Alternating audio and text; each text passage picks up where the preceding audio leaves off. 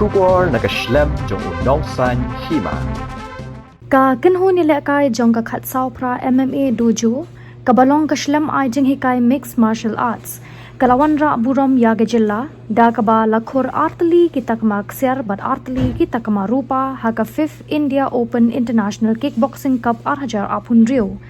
kabala penlong da ka WAKO India Kickboxing Federation ringkar bat ka World Association Kickboxing Organization Hanong ba Delhi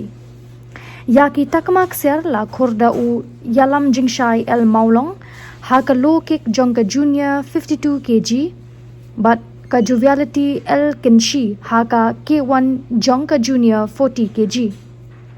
Kadba Yaki Takma Rupa la Khur u Malvin El Marshilong haka K1 jongka 56 kg but ka Hazel Christina Ripanar haka K1 jongka senior 52 kg Kini kinong yele kai kilami ikhmat ya kajilla hapo kalama jong ka Meghalaya State Kickboxing Association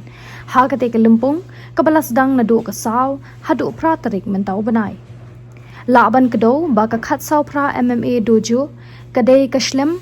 ai jing hikai kabana Eastern West Khasi Hills District Represent ya India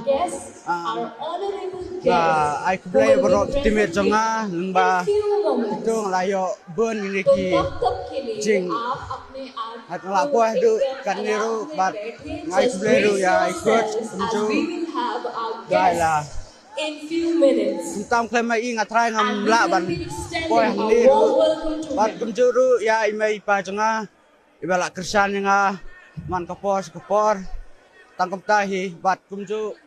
ru kamtam banajrang bala real semaringi ada kinik sini tentang